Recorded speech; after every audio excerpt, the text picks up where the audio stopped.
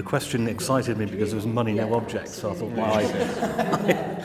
I thought, oh wow, fantastic, an unlimited budget. I mean, we're doing some of these things, these ideas. I've just written down some comments here. I think I carry out research with across all the groups within any organisation in terms of age bands, together or sectioned off, whatever somebody else would recommend who's done that sort of thing, to find out what it is that is going to turn them on about looking at their pension scheme.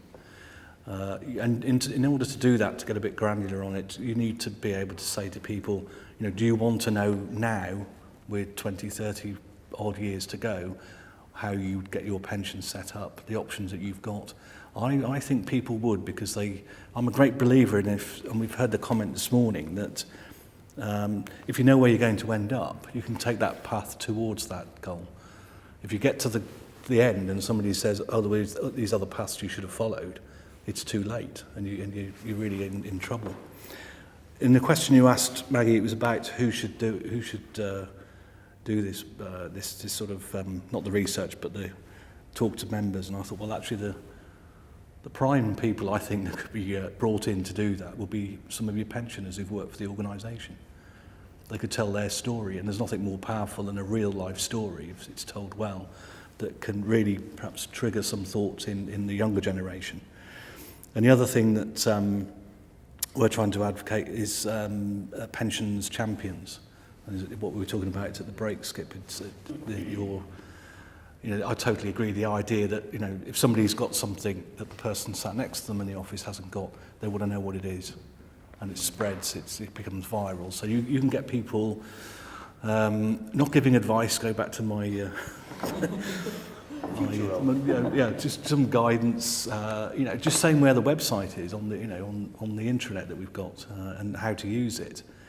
And the ideas that we've got here is that we would from the pensions team, we would feed out information to say something's coming soon, or this is about to happen, or you don't need to worry about this. So we could pick up information, try and just have it, just gently rippling through the organisation.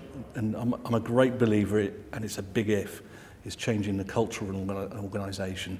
So actually, companies do have cultures about certain aspects about their well-being, whether it's how they recruit people or look after people.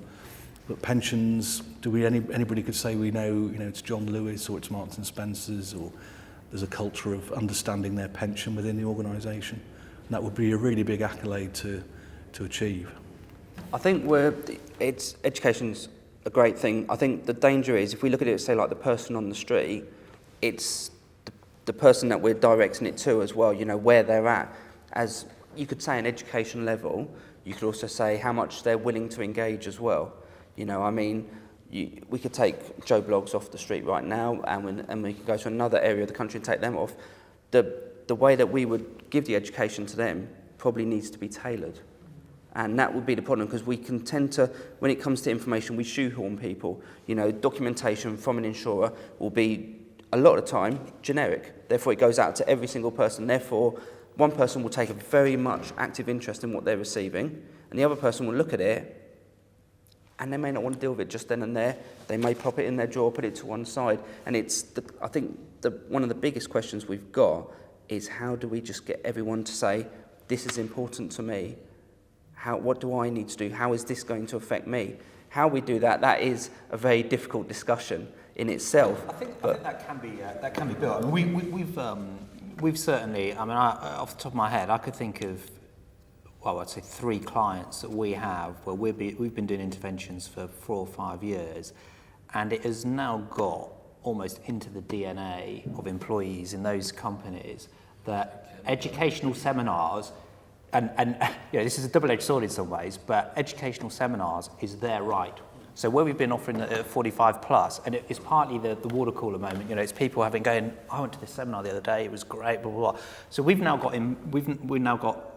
client companies where if they feel they should have been invited to a seminar and they haven't been invited, they feel as though there's been some injustice. Now, I think that is when you're at ultimate engagement. I mean, people talk about this word engagement, but engagement surely must be not where we or the employer is pushing stuff out, you know, on the internet site or in brochures and hoping someone picks it up, but where employees are going, hold on a minute, you know, I'm supposed to be involved with this. You know, you're supposed to be telling me about this.